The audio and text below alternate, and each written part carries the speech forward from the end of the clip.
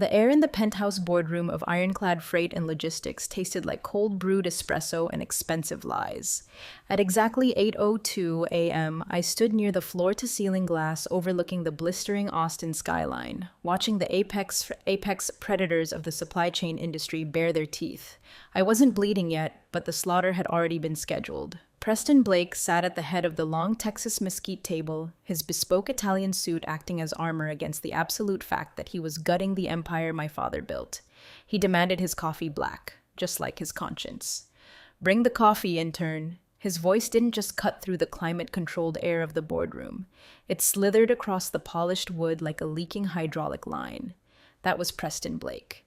55 years old, tan from tax-deductible golf trips to Dubai, and possessing the intellectual depth of a puddle on Interstate 35. He was the kind of guy who thought synergy was a personality trait and sexual harassment was just a suggestion box he could ignore. I paused, the porcelain cup rattling just slightly in its saucer. Not from fear, but from the sheer vibrating effort it took not to launch the scalding houndstooth dark roast directly into his crotch. "I'm placing it right here, Mr. Blake," I said, my voice flat. I set the coaster down with the precision of a bomb disposal technician. "Now sit in the back." He waved a hand dismissively, not even looking at me. He was too busy scrolling through what I assumed was either private equity ledger entries or his mistress's Instagram feed. Adults are talking. "Try not to breathe too loud, sweetheart." I walked past the empty leather chairs at the main table, chairs that cost more than most people's cars, and took my spot on a folding metal chair against the wall, the kids' table, the spectator's seat. Let's get one thing straight before we go any further. I'm not an intern. My name is Sloan Vance. I'm 45 years old, have an MBA that's collecting dust, and a tolerance for bureaucratic nonsense that evaporated somewhere around 2012. But to Preston and this boardroom of necrotic suits, I was just Sloan from admin. Just a body to fetch files, pour caffeine, and absorb their casual misogyny like a narrative sponge. Speaking of absorbing things, if you're tracking corporate slaughter where dinosaurs get hit by meteors they were too arrogant to look up and see, do me a solid and bookmark Chanel. It fuels the ice in my veins and keeps the servers running in this digital confessional. Anyway, back to the slaughterhouse. I sat down, pulling a notepad from my bag. Preston cleared his throat, the sound like a garbage disposal grinding a spoon. "All right, let's get this over with," Preston announced, leaning back and unbuttoning his suit jacket. Item 1, the Q3 budget overrun. I know the numbers look red, but you have to spend money to make money, gentlemen. The executive summit in St. Moritz was absolutely essential for corporate alignment and team building. I wrote in my notebook, St. Moritz Summit equals $145,000. Return on investment equals 0. Preston's liver damage equals significant. Essential, piped up Julian, a nervous actuary who looked like he was constantly expecting a ceiling tile to fall on him. "Preston, we missed our automated fleet tracking targets by 12%. The main distribution hub in Midland is literally held together by industrial zip ties and sheer prayers. And we just spent 6 figures on helicopter ski passes." Preston laughed. It was a wet, dismissive sound. Julian, you're looking at the trees, I'm looking at the forest. We secured the tentative agreement with the tech distributors, didn't we? They signed a non-binding letter of intent."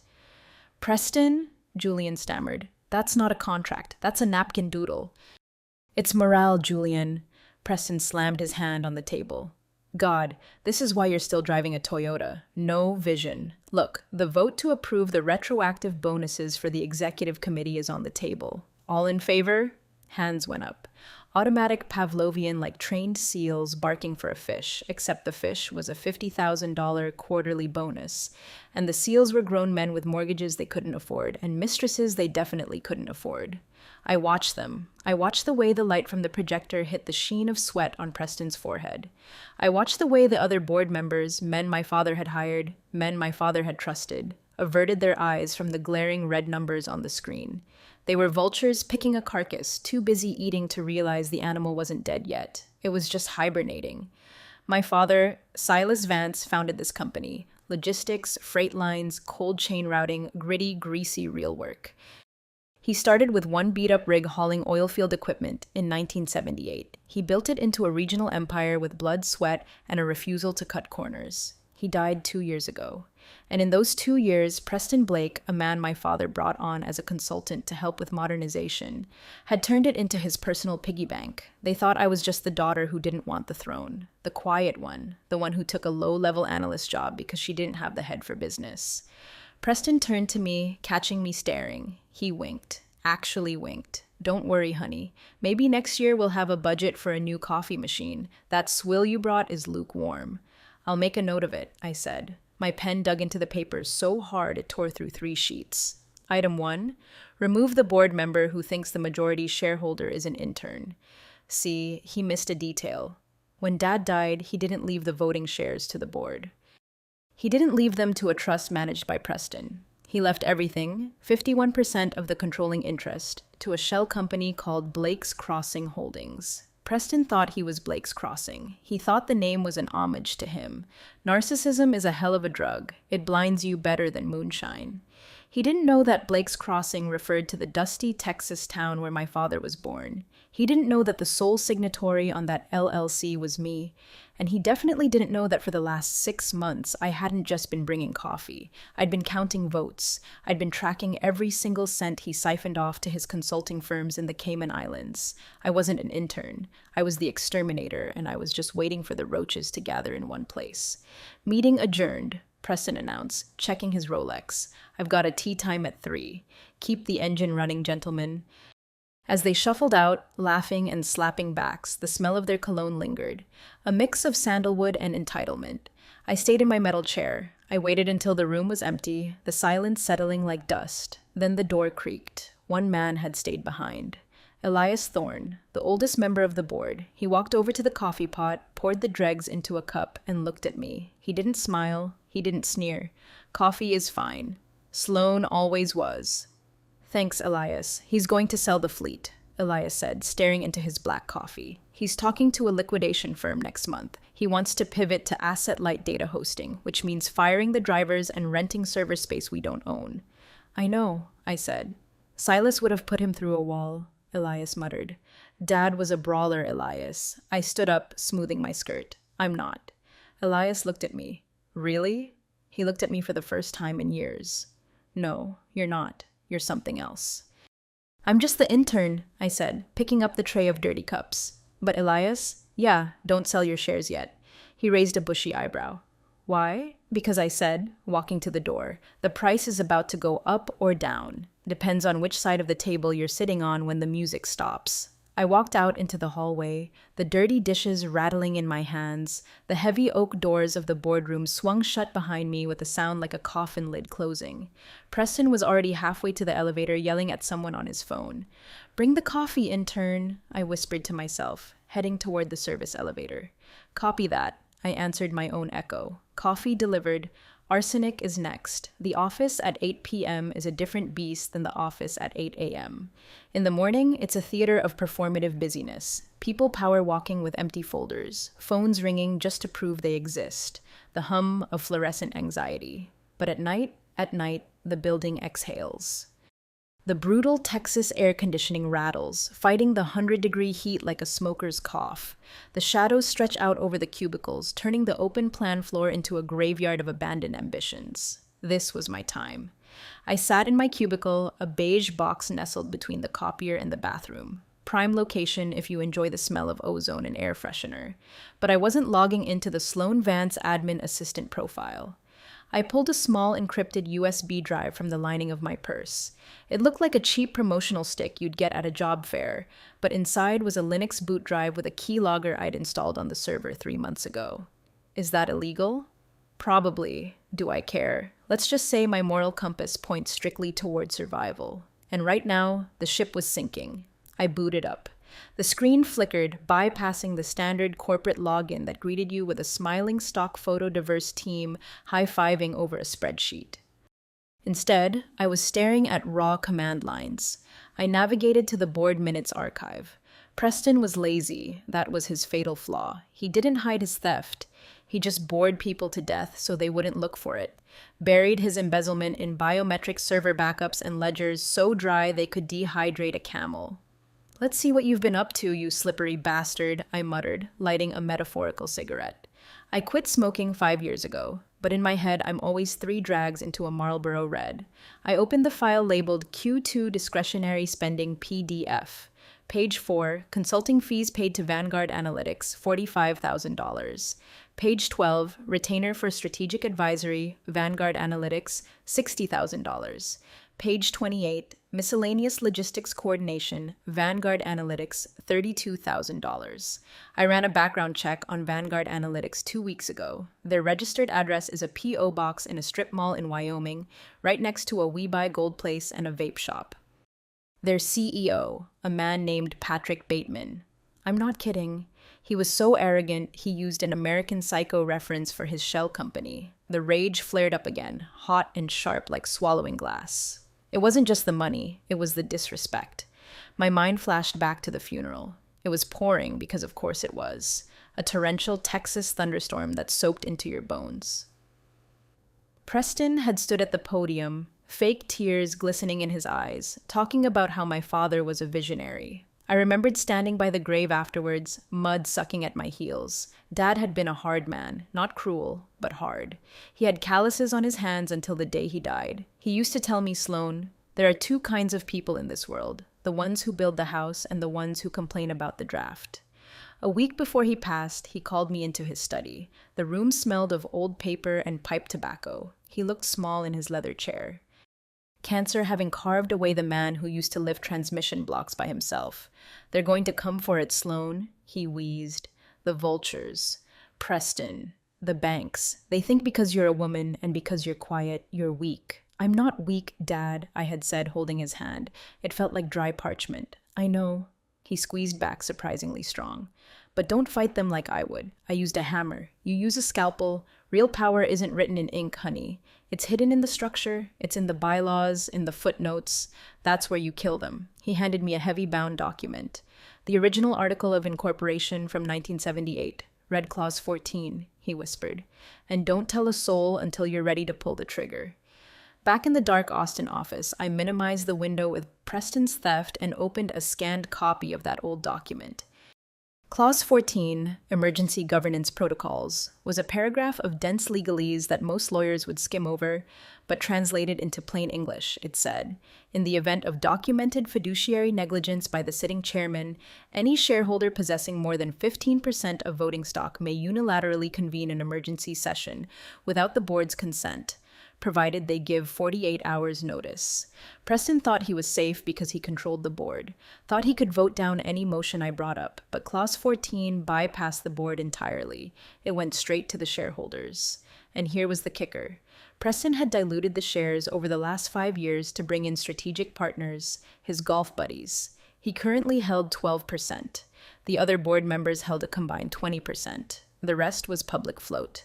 I held 51% through the shell, but I hadn't claimed it yet. Officially, shares were in trust. If I claimed them, Preston would know.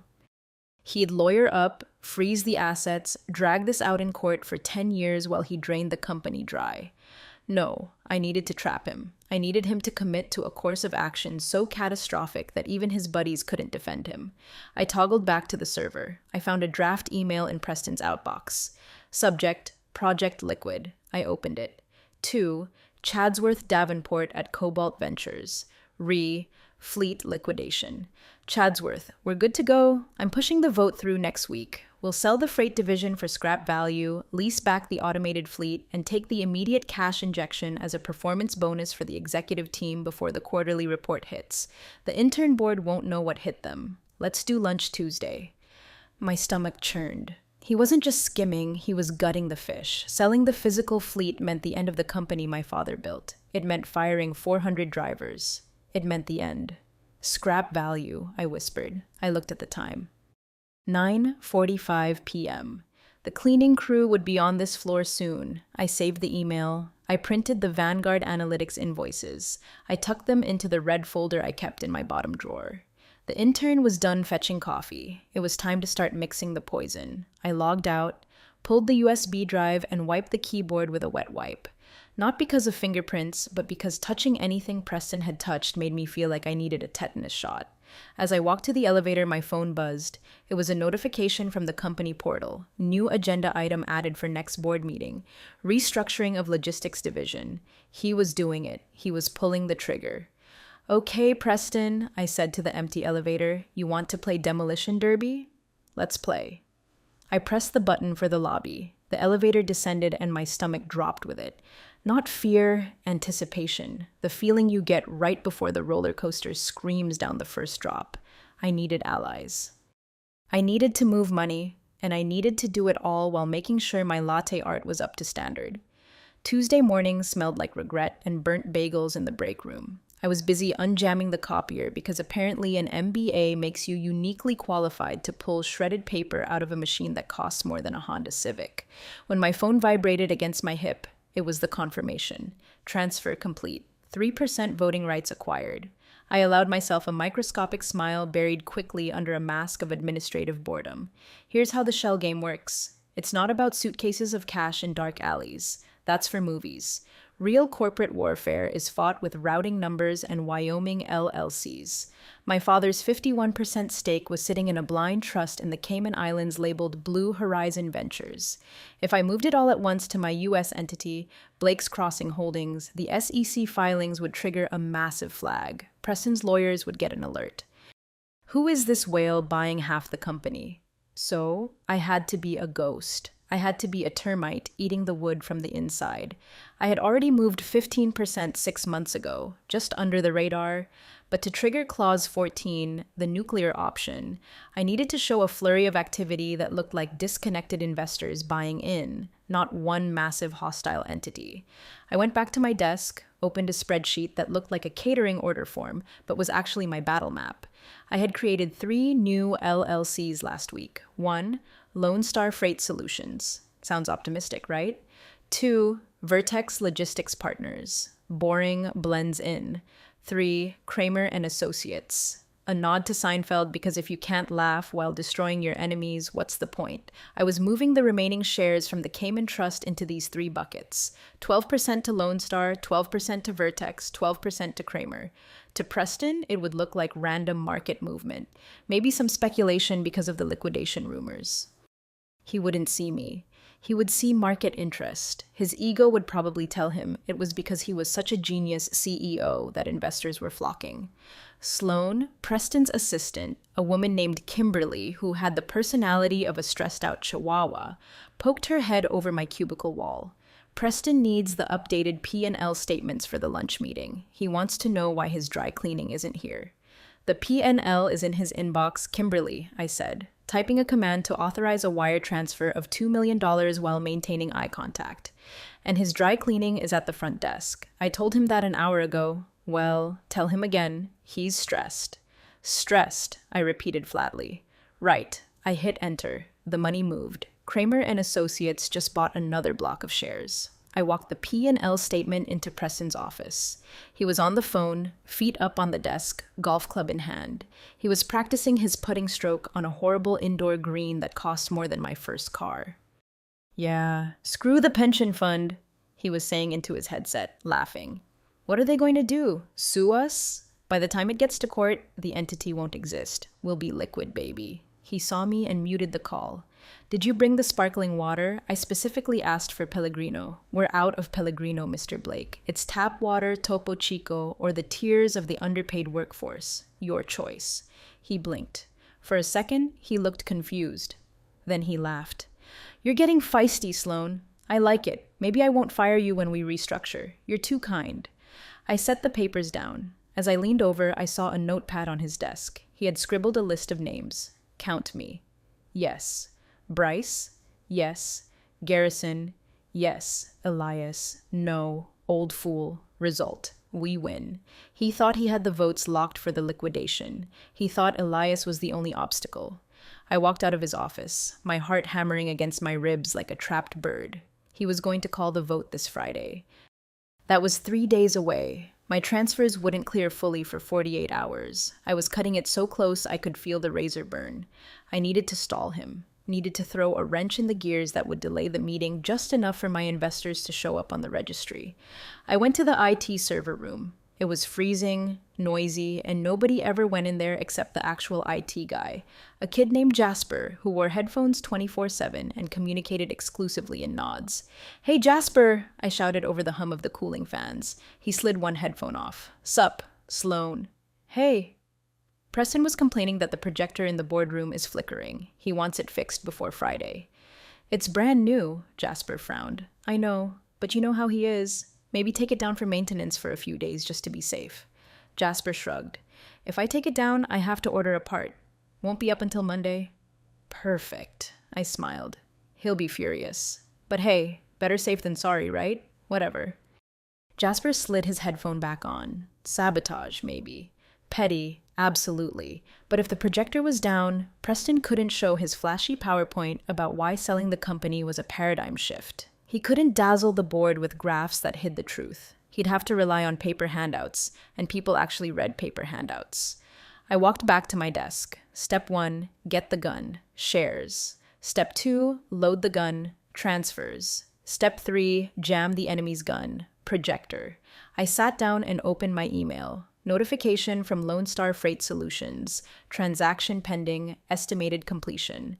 Thursday, 11:59 p.m. Friday morning meeting. Thursday night clearance. I was playing chicken with a freight train and I was driving a unicycle. But here's the thing about unicycles. They're easy to turn. Trains aren't. "Hey, Sloan," Preston yelled from his office. "Where's my damn Topo Chico?" "Coming, sir," I called back, my voice sweet as antifreeze.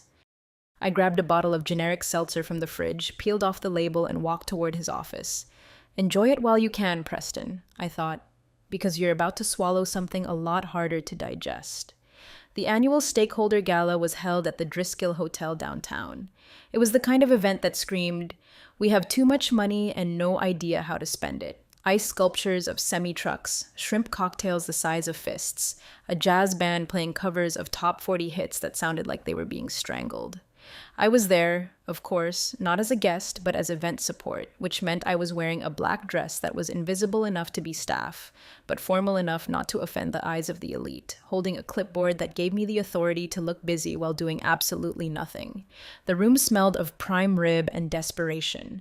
Preston was holding court near the open bar. He was wearing a tuxedo that was slightly too tight, his face flushed with gin and victory. He was surrounded by his yes men, Bryce, Garrison, and a guy from Cobalt Ventures named Chadsworth, who looked like he was manufactured in a frat house laboratory. So I told him, Preston was booming. If you don't like the severance package, you can take it up with the bankruptcy court because that's where we'll be if we don't sell. The men laughed. A rich, throaty sound that vibrated with the knowledge that they would never be the ones filing for bankruptcy. They had parachutes made of gold. The drivers, the warehouse guys, they had parachutes made of anvils. I stood by a pillar, checking names off a list. Enjoying the party, Sloan. I turned. It was Elias. He was wearing a suit that was clearly 20 years old, fraying slightly at the cuffs. He held a glass of soda water. "It's a lovely display of hubris, Elias," I said quietly. "The ice sculpture is melting, just like our liquidity." Elias chuckled darkly. "He's announcing the vote tomorrow morning. He couldn't wait for the projector. He printed the decks on glossy paper. Cost a fortune. Of course he did." "Do you have a plan, Sloan?" Elias's voice dropped to a whisper. "Because I'm looking at these men and I see a firing squad and we're the ones against the wall." "I have a plan," I said, "but I need you to do something for me. Name it. Tomorrow when the meeting starts, don't sit in your usual spot. Sit on the left side. Leave the head of the table open. Preston sits at the head of the table." "Not tomorrow," I said. Elias looked at me. He searched my face for a sign of madness. He must have seen something else, maybe a glimmer of my father's stubbornness. "All right," he nodded. "I'll sit on the left." And Elias, "Yeah, when I start talking, don't interrupt. No matter how crazy it sounds. Sloan, you're the intern. You start talking, security will drag you out. Let them try," I said. Across the room, Preston raised his glass. "To the future, leaner, meaner, and richer. To the future," his acolytes chorused. I watched them drink. I felt a cold, hard knot in my stomach. They were celebrating the death of my family's legacy. They were toasting to the unemployment of 400 people who had sent my dad Christmas cards every year. I saw Chadsworth from Cobalt lean in and whisper to Preston. Preston looked over at me. He pointed. They both laughed. That laugh, that was the fuel. I wasn't just going to fire him, I was going to dismantle him. I was going to take him apart piece by piece until he was just a man in a bad tuxedo wondering where his life went. I walked over to the DJ booth. The guy was taking a break, eating a slider. "Hey," I said, "do you take requests?" "Sure," he mumbled. "Play The Gambler by Kenny Rogers in about 10 minutes. Kind of old school, isn't it? It's a classic," I said. "You got to know when to hold 'em, know when to fold 'em." I walked away. 10 minutes later, as Preston was in the middle of a speech about synergy, the song started. You got to know when to hold 'em. Preston frowned, looking around. He tried to talk over the music, but the chorus kicked in. Know when to walk away and know when to run. I caught his eye from across the room. I didn't smile. I just raised my clipboard in a mock toast. He looked annoyed, dismissive. He turned back to his friends, shouting to be heard over the country ballad. He didn't know he was already running out of time. I checked my phone. Lone Star Freight Solutions verified. Vertex Logistics Partners verified. Kramer and Associates verified. The gun was loaded. The safety was off. I left the party before the song ended. I had work to do. I had to prepare the red folder and I had to iron a blouse. Tomorrow wasn't just a meeting, it was an execution. I didn't sleep. Sleep is for people who aren't plotting a corporate coup. Instead, I spent the night in my living room surrounded by stacks of paper that smelled like warm toner and justice. My apartment is modest. Preston probably spends more on wine in a month than I spend on rent in a year. That's by design. My father taught me that wealth screams, but wealth whispers. I was whispering so quietly I was practically a mime. The red folder lay open on my coffee table. It wasn't actually red. It was a standard manila folder that I had marked with a red Sharpie. Agenda, I had scrawled on the front. Inside were 3 documents. 1. The shareholder registry updated as of 4 a.m. this morning. Blake's Crossing Holdings, me 15%. Lone Star Freight, me 12%. Vertex Logistics, me 12%. Kramer and Associates, me 12%. Elias Thorne Ally, 5%. Total control, 56%. 2. The Blake Report. A 20-page forensic autopsy of Preston's expense account. I had categorized every questionable transaction.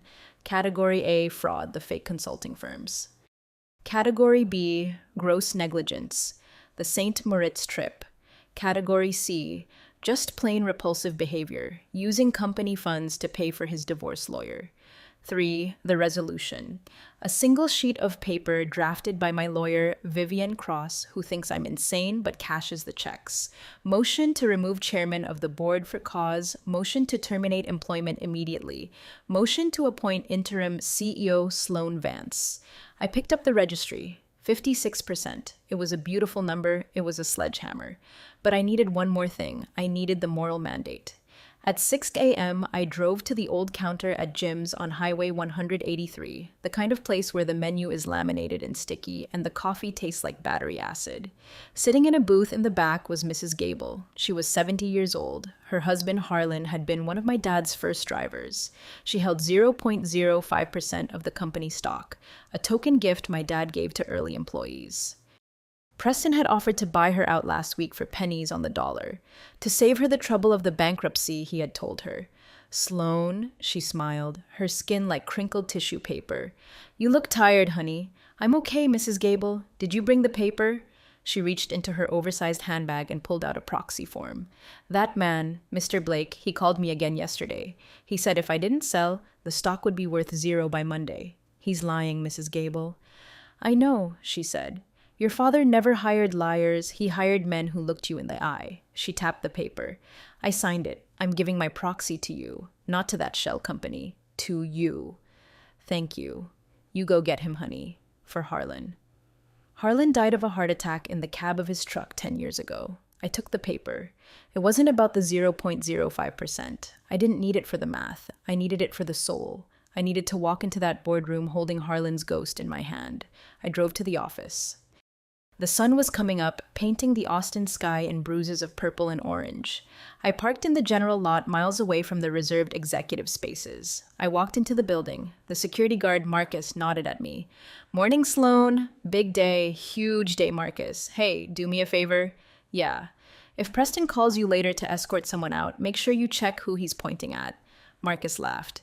"You planning a rumble?" "Something like that."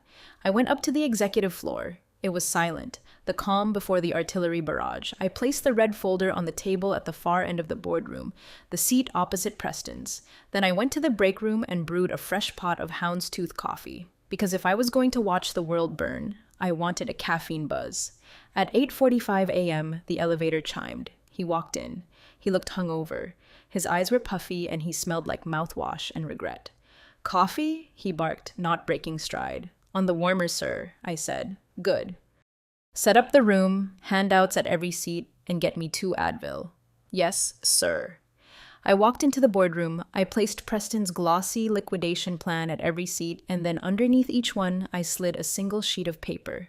Agenda item, review of fiduciary duties. It was buried. They wouldn't see it until they lifted the main packet. I stood at the head of the table. I ran my hand over the leather chair. "Not today, Preston," I whispered. "Today, the intern sits here." I heard voices in the hall. The board members were arriving. It was showtime. The boardroom filled up with the usual cast of characters. There was Bryce checking his watch every 30 seconds, clearly wishing he was on his yacht. There was Garrison texting furiously under the table. There was Chadsworth from Cobalt Ventures looking like a shark who just smelled blood in the water. And there was Elias. He walked in slowly, leaning on his cane. He looked at the table. He saw the name cards. Preston's card was at the head. Mine was nowhere.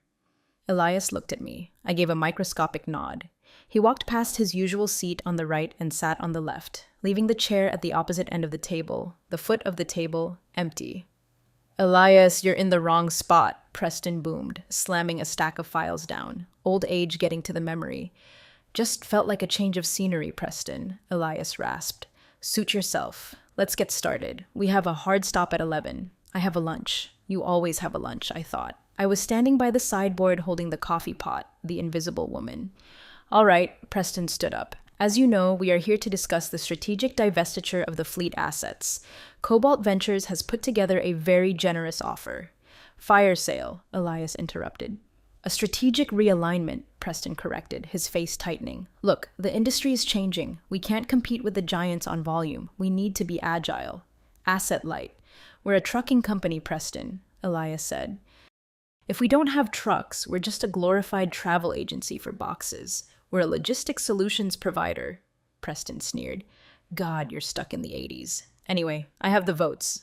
We discussed this last night." "Bryce." "I'm on board," Bryce muttered. "Same," Garrison said, not looking up from his phone. "Excellent. Then let's make it formal. I move to accept the offer from Cobalt Ventures to acquire all rolling stock and real estate assets for the sum of—" "Point of order," a voice said. Preston stopped. He looked around. Who said that? It was me. I was standing at the foot of the table. I had put down the coffee pot. I was holding the red folder. Preston stared at me. He blinked. He was trying to process a glitch in the matrix. "Sloan, what the hell are you doing? We're in a meeting. Refill the water and get out," I said. "Point of order, Mr. Chairman," I said. My voice wasn't loud, but it was steady. It was the voice of a woman who had checked the structural integrity of the bridge before driving a tank over it. "You're an admin assistant," Preston laughed, a nervous barking sound. "You don't have a point of order, you have a job description. You're currently violating it. Security." He reached for the phone. "I wouldn't do that," I said, sliding a document down the long mesquite table. It spun across the polished surface and stopped perfectly in front of him. "What is this?" He didn't pick it up. "That," I said, "is a notarized declaration of proxy voting rights, specifically representing 56% of the outstanding voting shares of this company." The room went silent, the kind of silence you hear right after a car crash before the screaming starts.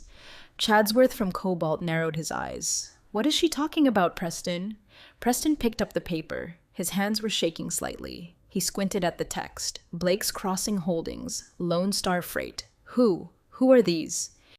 "Those are me," I said. "Well, entities controlled by me and Mrs. Gable and Elias," Elias smiled. A slow, wolfish smile. "I believe she has the floor, Preston." His face went from tan to a pale, sickly gray. This is fraud. You can't just... You're the secretary. I'm the daughter of the founder, I said, stepping forward, and I'm the majority shareholder. And according to Clause 14 of the bylaws, which I'm sure you've read, being such a diligent chairman, I am invoking my right to suspend the current agenda and introduce a new one. You can't do that. Bryce stood up. This is highly irregular. Sit down, Bryce, I snapped, or I'll have the forensic audit of your expense account projected on the wall. I know about the consulting fees to your brother-in-law. Bryce sat down so fast he almost missed the chair. Preston looked at the paper, then at me. The arrogance was cracking. The facade was crumbling. Sloan, he said, his voice taking on a wheedling, patronizing tone. Honey, you don't understand these things. This is high finance. You're upset about your dad. I get it, but let's not do something we'll regret. Oh, I'm not regretting anything, I said. I'm just getting started. I walked to the head of the table. I stood right next to him. I could smell the fear coming off him. It smelled better than the coffee. Move, I said. Excuse me, you're in my seat. Move. He looked at the board. Nobody moved. Chadsworth looked away. Bryce was studying his cuticles. Preston stood up. He looked small. He looked like a man who had just realized his parachute was actually an anvil. He sat down in the leather chair. It was still warm from his body heat. It felt disgusting. It felt like victory. Item 1, I said, opening the red folder. The termination of Preston Blake. The air in the boardroom had changed. It was no longer a club. It was a tribunal. I sat at the head of the table, the red folder open in front of me. Preston was standing off to the side, leaning against the wall where I used to sit. The visual irony was so thick you could cut it with a knife. This is ridiculous, Preston sputtered, trying to regain his footing. You can't just walk in here with some fake papers and hijack a board meeting. I'm calling legal. Legal is already here, I said, nodding toward the door. My lawyer, a sharp-eyed woman named Vivian Cross, walked in. She was carrying a briefcase that looked heavy enough to bludgeon someone. Mr. Blake, Vivian said, placing a stack of files on the table. I represent Blake's Crossing Holdings and the majority interest.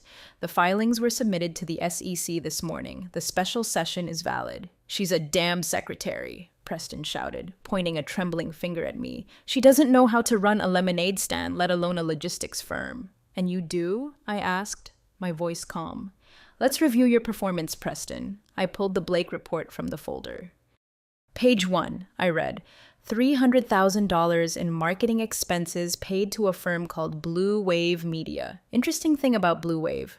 Their registered agent is your wife, Victoria Davenport, and their only client is us. The board members shifted in their seats. Corruption is fine when everyone gets a cut, but when one guy is eating the whole pie, the others get jealous. That was legitimate outreach, Preston stammered. Page 2, I continued. Private jet charters to Dubai. Manifest lists you and a Miss Chloe DuPont.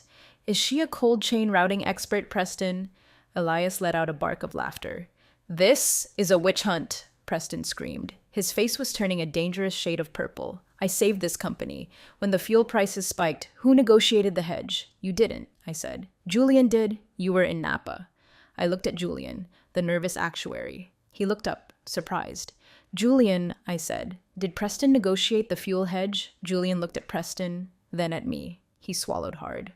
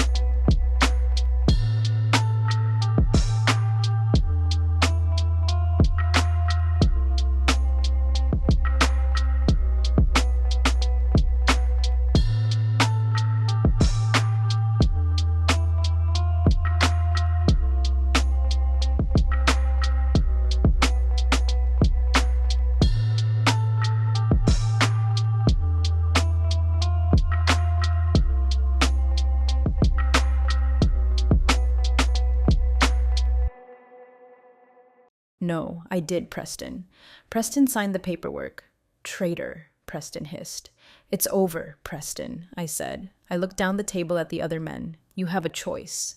You can vote with me to remove him for cause, which means he gets no severance, no golden parachute, and we don't sue him for the embezzled funds immediately, or you can stick with him, in which case we'll sue every single one of you for breach of fiduciary duty, and I will make sure your names are dragged through every business journal in the country. I paused.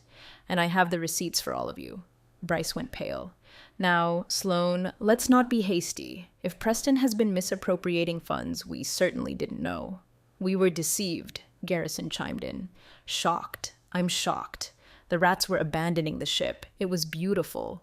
Preston looked at them, his eyes wide with betrayal. You cowards. I made you rich. You made yourself rich, Preston, Elias said quietly. We just picked up the crumbs. I demand a vote, Preston yelled. Right now, I demand a vote of confidence. Careful what you wish for, I said. I am the chairman. I run this room. He lunged toward the table. For a second, I thought he was going to hit me, but he just grabbed the water pitcher, the one I had filled, and threw it. It shattered against the wall, splashing water over the framed portrait of my father. The room went dead silent. Water dripped down my father's face in the photo, looking like tears. That was it. That was the moment. I stood up slowly. I wasn't the intern anymore. I wasn't the quiet daughter. I was the architect of his absolute ruin, and the demolition had officially commenced. You're right, Preston, I said, my voice ice cold. You demand a vote. Let's give you one. I looked at the board. Motion to remove Preston Blake as chairman and CEO effective immediately for cause including embezzlement, fraud, and gross negligence. Do I have a second? Second, Elias said, his voice clear as a bell. All in favor, I asked. I raised my hand. Elias raised his, then Julian raised his, then slowly Bryce raised his hand, then Garrison. Even Chadsworth from Cobalt Ventures, seeing the deal was dead, raised his hand. Unanimous, I said. Preston stood there panting, his chest heaving. He looked at the forest of hands. You can't do this, he whispered. I'm the only one who knows how this place works. No, Preston, I said. You're the only one who forgot. I pressed the intercom button on the phone. Marcus, you can come in now. Marcus, the security guard, opened the door. He looked at the shattered glass, the water on the wall, and then at Preston. Everything okay, Ms. Vance? Marcus asked, looking at me. Not at Preston. At me. Mr. Blake was just leaving. Marcus, please escort him to his office to collect his personal effects. One box, supervised. No electronics, no files. You can't touch my computer, Preston shrieked. My contacts are in there. Company property, I said. And since you used company email to plan your little liquidation sale, I think we'll keep that hard drive for the forensic accountants. They love a good puzzle. Preston stared at me with pure hate. You'll run this place into the ground in 6 months. A glorified secretary, maybe, I said. But at least I know how to make coffee. Marcus stepped forward. Let's go, Mr. Blake. Preston straightened his jacket. He tried to muster some dignity, but it's hard to look dignified when you've just been overthrown by the person you treated like furniture. He walked out, Marcus shadowing him closely. The door closed. I looked at the remaining board members. They were silent, terrifyingly attentive. They were waiting to see if I was going to execute them next. Sit down, I said.